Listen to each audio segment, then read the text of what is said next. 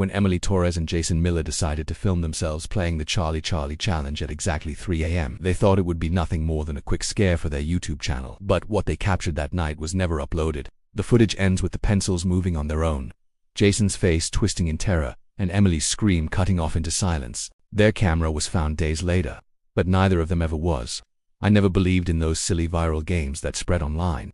Most of them felt like pranks, the kind of thing bored kids came up with to scare each other in the middle of the night. But for some reason, the Charlie challenge stuck with me. Maybe it was the way people swore that the game only worked at 3 a.m., as if that hour carried some kind of curse. Maybe it was the countless videos where pencils moved without a hand near them.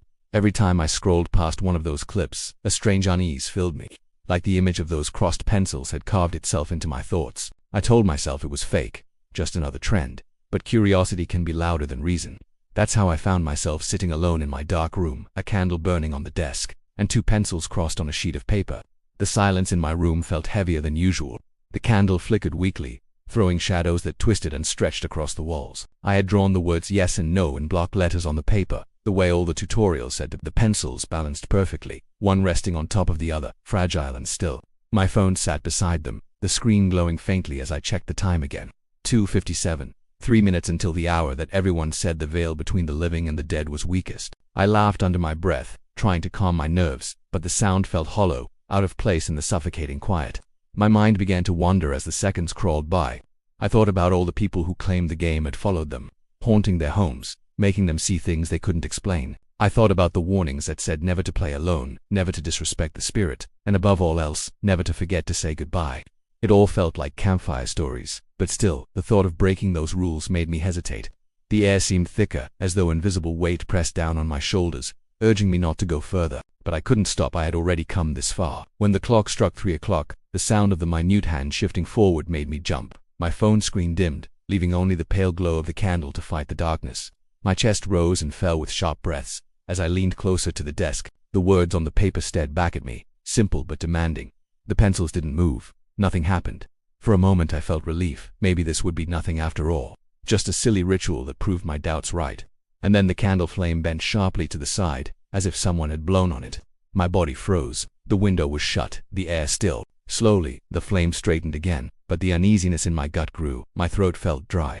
I wanted to ask the question, the way the game required, but no words came out. My tongue felt heavy, as though something was holding it down. My eyes burned from staring so hard at the pencils, waiting for them to move, begging them not to. Seconds turned into minutes. I could hear my own heartbeat pounding in my ears. Every tick of the clock sounded louder, sharper. The house creaked, but the sound wasn't comforting. It was as though the walls themselves were listening. My skin prickled with the sensation of unseen eyes crawling over me from the corners of the room. I tried to push the thought away, reminding myself it was only shadows, only tricks of the mind. But the pressure in the room was undeniable, and then it happened. The top pencil shifted. Slowly, unnaturally, almost too precise to be chance. It tilted forward until its sharpened point landed directly on yes. I gasped so loudly the sound cracked through the silence. My pulse surged in my throat, and I felt rooted to the chair, unable to move. The pencils stood still again, but my mind replayed the motion, over and over, no matter how hard I tried to reason it away. There had been no draft, no movement from me. The candle flickered again, this time more violently, throwing monstrous shadows across the walls. The flame stretched high, then shrank small, almost suffocating. My stomach twisted as the thought I had pushed away earlier returned, stronger than ever. Maybe I wasn't alone in this room. Maybe something else had leaned over the desk with me, watching the paper, waiting for me to ask the question I had been too afraid to speak. The pencils remained frozen in their final position, the top one still touching yes, as though an answer had been given to a question I hadn't dared to ask. And in that moment, I realized I didn't need to speak. Something had already answered. The silence pressed tighter, and I swore I could hear faint, almost inaudible breathing just beyond the circle of candlelight. It was not mine. I stared at the pencil resting on yes, my chest rising and falling in shallow bursts. My brain scrambled for explanations. Maybe I had shifted my weight and caused the desk to move. Maybe the candle's heat had disturbed the air just enough to make the pencil slide. But deep down I knew none of that made sense. The pencil's movement had been too precise, too deliberate. My skin crawled as if invisible fingers were brushing along my arms, leaving trails of cold in their wake. I wanted to blow out the candle, shove the paper aside, and run downstairs, but something stronger than fear held me in place. It was like my body belonged to the room now, trapped in its thick, suffocating silence. The candle flickered again, the flame stretching unnaturally long before snapping back to normal. The air felt different now, heavier, almost electric, as though the atmosphere itself had changed after the pencil's shift. The walls seemed to hum faintly, or maybe it was just a ringing in my ears from holding my breath too long. I leaned closer to the desk, my eyes locked on the paper, waiting for any sign of movement. My heartbeat echoed in my skull, loud enough to drown out reason. That was when I heard it. A scratching sound, faint but steady, crawling from underneath my bed. My head whipped toward the noise, heart hammering so violently it hurt. At first I told myself it was a mouse or the wooden frame settling, but the sound was too intentional, too drawn out, like claws dragging along wood. The noise traveled slowly, circling beneath me, as though something crawled back and forth in deliberate patterns. My throat tightened, and I realized I had stopped breathing again, terrified that if I made a sound, whatever lurked below would hear me. I gripped the edge of the desk, knuckles white, the candlelight casting shadows that stretched across the floor. The scratching grew louder, closer, then stopped directly under my chair. My stomach dropped. The silence that followed was worse than the sound itself, thick and unbearable. I forced myself to look down at the gap beneath the bed, but the candlelight didn't reach that far. All I saw was blackness, dense, impenetrable. I tried to convince myself it was my imagination, nerves twisting normal noises into horrors. Maybe I was too deep into the game, too caught up in the fear it was supposed to create. I leaned forward, squinting into the dark beneath the bed. Nothing moved, no scratching, no shifting. Relief threatened to wash over me, but before it could, a sound shattered the quiet. A knock, a single, heavy knock from directly beneath my bed. The vibration shot through the floor and into my bones. I scrambled back, almost tipping the candle, and pressed myself against the wall, eyes wide and unblinking. My pulse raced so fast it blurred into one endless beat. My hands trembled violently, my nails digging into the wooden floor until they hurt. I stared at the bed, waiting for the sound to come again, but the silence returned, mocking me, pressing in tighter with every second. I turned my gaze back to the paper. My stomach dropped even further. The pencil was moving again. Slowly, confidently. It turned and stopped at no. I hadn't asked anything, I hadn't spoken a word. Yet the game was still playing, still answering. A cold realization sank into my something unseen was asking the questions now, and something unseen was answering. The knock came again, louder this time, rattling the floorboards. The candle flame leaped wildly, stretching toward the ceiling before nearly dying out.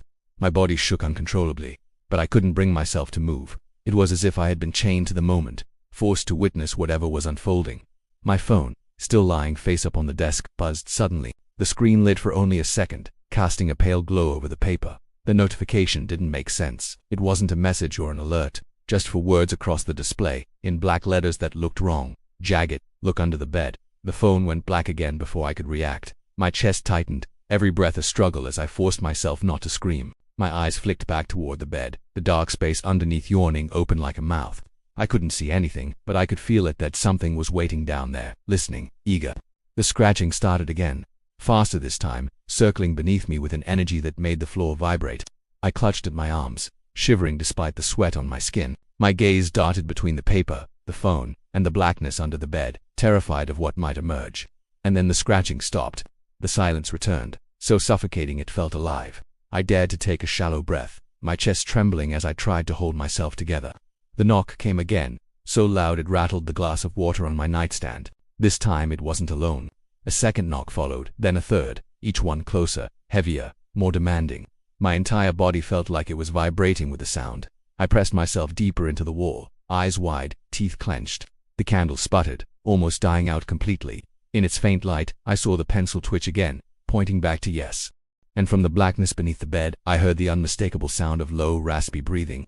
The breathing seeped into my ears, low and uneven, like something dragging air through a throat too narrow to contain it.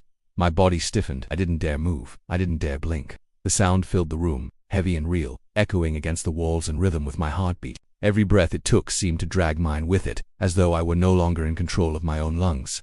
My chest rose when it inhaled, sank when it exhaled. It was like being tethered to something I couldn't see, something inches away from me but hidden in the dark.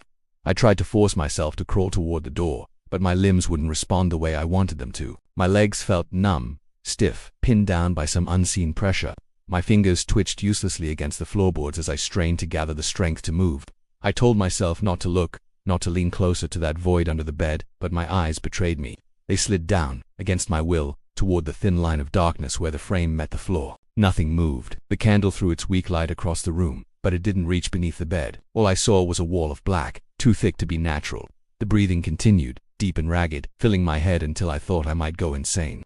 I bit my lip to keep from screaming, but even that felt dangerous. If I made a sound, it might respond. My phone buzzed again. The sudden vibration against the wood startled me so badly I almost screamed. The screen lit up, pale and glitching, casting light across the paper where the pencils rested. My heart froze. There was another message, not from anyone in my contacts, just for words again, sharp and deliberate. "IT knows you're here." I dropped the phone as if it had burned me. It landed screen down, leaving me in half light once more. My breath came in shallow gasps. The room pulsed with silence, heavy and suffocating, except for that sound, the wet, rattling breath under the bed. Then came the knock, one single brutal pound from below, shaking the floorboards so hard dust rained from the ceiling. My body jolted, and before I could steady myself, the pencils moved again. They didn't slide gently this time. They snapped into motion, spinning as though shoved by invisible hands, until the top one slammed onto no. The force made the bottom pencil roll slightly off center. I hadn't asked anything, not a single question. My mouth was dry, tongue stuck to the roof of my mouth. I couldn't even form words in my head anymore. The game was playing itself. The breathing stopped suddenly. Silence pressed in. For a moment that was worse. At least with the sound I knew where it was. Without it, I couldn't tell if the thing had moved, if it was still beneath me, or if it was closer to close. My stomach twisted as I forced myself to sit perfectly still, my ears straining for any noise. A creak split the silence, slow and deliberate. The frame of the bed shifted, wood straining under weight. Something was moving under there. My breath hitched as I imagined it crawling forward, its limbs scraping against the floor, its head lifting toward the gap. I didn't want to see it. I couldn't survive seeing it. My eyes burned, desperate to look away, but I couldn't. The candle sputtered violently, and in the flicker, I saw the faintest movement, a pale shape sliding back into the shadows, retreating deeper under the bed. My heart raced faster, every beat a hammer against my ribs. My body sagged with a fleeting, fragile relief. It was gone, for now. But then, without warning, the candle went out. Total darkness swallowed me. I scrambled, my hands clawing at the floor for my phone, for anything to bring back the light. My fingers brushed against the cool glass screen, but when I turned it over, the display glitched and died, leaving me in the black. In the silence, a new sound began. Slow, deliberate scratching, not beneath the bed this time, but from the paper itself. I forced my eyes toward the desk, but I couldn't see more than faint outlines in the dark. The sound grew sharper, as if nails or claws dragged across the sheet. I felt bile rise in my throat as realization sank in. Something was writing. The scratching went on for what felt like hours before it finally stopped. My entire body was trembling when I crawled forward, hands shaking, and lifted the paper into the faint glow of the moonlight filtering through the window. 2 words had been etched into the paper, carved deep enough to almost tear through it. The letters were jagged, uneven, like they had been scratched by bone. Not alone. The words stared back at me, jagged and raw, their grooves pressed so deep into the paper that my fingertips felt the cuts even through the thin sheet. Not alone. I mouthed the words silently, and as I did, the air in the room seemed to tighten, as if the letters themselves had bled into the atmosphere. My stomach turned heavy with dread. I didn't want to believe the message, but every instinct in me screamed that it was true. Something else was here, in the room, in the shadows, watching me. I placed the paper back onto the desk, but the faint scratching marks seemed to shimmer in the dim moonlight spilling from the window. I backed away slowly, not daring to turn my back on the desk, afraid that if I blinked, the words might change or the pencils might move again. My legs shook beneath me as though they were hollow, and the weight of the room pressed against my chest. A sound split the silence. Not scratching this time, not knocking, a soft shuffle, like bare feet dragging across the floorboards. My head whipped toward the noise, but the corner of the room was empty, swallowed by darkness.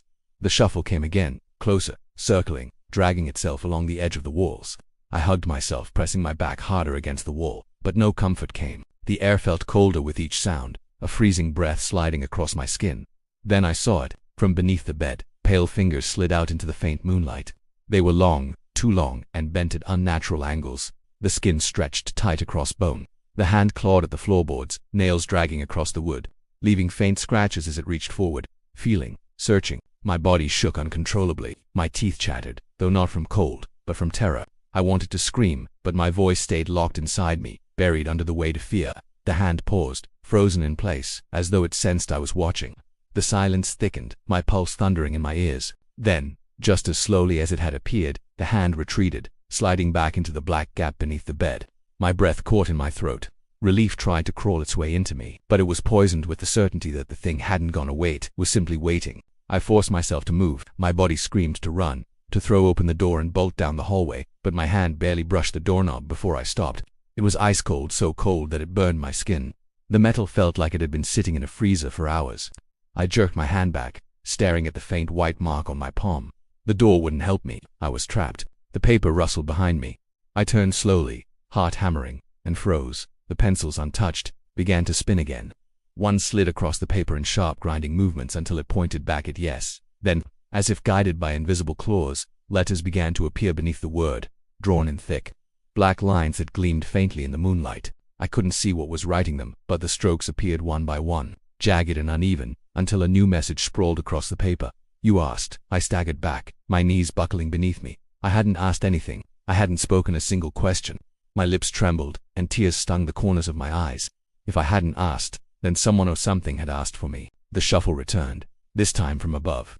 My eyes shot upward, heart lurching as I heard it crawl across the ceiling. It was fast, scuttling like a massive insect, the weight of it pressing against the plaster. Dust rained down in tiny streams as the footsteps circled directly above me. I pressed myself flat against the wall, staring up, waiting for the ceiling to crack. The sound stopped directly over my head. My breath hitched, my chest tightening as I stared upward. Silence again, thick and unbearable. Then, slowly, faint scratches etched themselves into the ceiling plaster, carving letters backwards so they could be read from below. My stomach dropped as the message formed, each stroke loud in the suffocating stillness. Behind you. I froze, my eyes burning as I resisted the urge to turn. Every nerve in my body screamed to stay still, not to give in, not to look, but the weight of the words crushed me, forcing my head against my will. In the reflection of the dark window, I saw something standing inches behind me, so pale, its head tilted too far to one side, its body trembling as though barely holding itself upright. My vision blurred with terror as I tried to scream, but the sound died in my throat, leaving me in silence with the thing that should not have been there. I couldn't move. My body was locked in place, my eyes fixed on the window's reflection where the thing stood behind me. Its shape was human but broken, its head hanging at a crooked angle, its limbs trembling as if every joint fought against itself. Its skin glowed faintly in the darkness, pale and almost translucent, veins crawling like black vines beneath its surface. I didn't dare breathe. If I acknowledged it, if I moved even an inch, I felt certain it would know that I saw it. The reflection wavered, like ripples across water, but the figure remained still. My lungs burned as I held my breath, praying the image would dissolve into nothing. It didn't. Instead, the air grew colder, the window fogging over as though the room itself had turned into a freezer. My own breath finally escaped, visible in short, desperate bursts of mist. The figure's reflection didn't breathe. I forced myself to turn, slow and trembling, my body shaking so violently it felt like my bones would snap. But when I turned, the space behind me was empty. The reflection had lied, or maybe it had shown me something I wasn't supposed to see. My knees nearly gave out, but I stumbled back toward the desk, toward the only light source left, moonlight spilling weakly across the paper. The pencils moved again, faster this time, sliding in jerky circles until one stopped sharply on no. The sound of wood grinding against paper made my teeth ache. My eyes stayed locked on the movement, every part of me screaming to tear my gaze away but failing. Then the scratching sound began again, this time not from the bed or the ceiling, but directly from the paper itself. New words appeared beneath the pencil's point, etched slowly, each stroke long and deliberate. I leaned closer despite the dread twisting in my stomach, watching as the message formed. "IT won't leave." A shiver ripped through me. My mind screamed for escape, but every attempt to open the door had failed. Every flick of the light switch had been useless. I was trapped, not only in the room, but in the game itself. My heart pounded with a violent rhythm, and I realized the sound wasn't only inside me anymore. There was another heartbeat, slow and heavy, thudding from the shadows around me, echoing through the floor and the walls. The ceiling creaked again, then bulged downward, as though something massive pressed against it. My mouth went dry, my hands shaking violently as dust rained over my hair and shoulders. The bulge stretched lower, almost splitting open, before retreating back into stillness. Silence fell again, so sharp it rang in my ears. Then, without warning, the paper flipped itself over. I stumbled back, pressing against the wall, my breath catching in my throat. On the back of the page, thick black strokes appeared, carved into the paper with invisible claws. My eyes widened as the words spelled themselves out. "Your turn." I shook my head violently, whispering no under my breath, even though no sound came out. The air grew tighter, pressing against my chest until each breath felt stolen. The pencils lifted on their own, hovering an inch above the paper before slamming back down in a cross. The game was waiting, demanding my question, demanding my participation. I refused. I wouldn't play. I couldn't. My silence filled the room, stretching seconds into endless minutes. But the longer I stayed quiet, the more the atmosphere twisted. The scratching began again, everywhere this time from the walls, the floor, the ceiling, surrounding me on all sides. Dozens of invisible claws etched against the house itself, dragging, tearing, building to a deafening chorus that made me clutch my head in agony. And then it stopped. All at once, silence returned, sharper and heavier than before. The paper had changed again. No longer did it say yes and no. The words had been replaced with two new ones, smeared in what looked like ink but smelled metallic, sharp, like blood. Stay and go. The pencils balanced perfectly between them, waiting. My heart crashed against my ribs as I realized the choice was mine now. I could end the game by choosing, but what if both options led to the same fate? My shaking hand reached out, unwilling yet compelled, as those strings pulled at my fingers. Before I could touch the pencils, the whisper came, inches from my ear. Low, rasping, the same voice that had breathed beneath my bed. You already chose.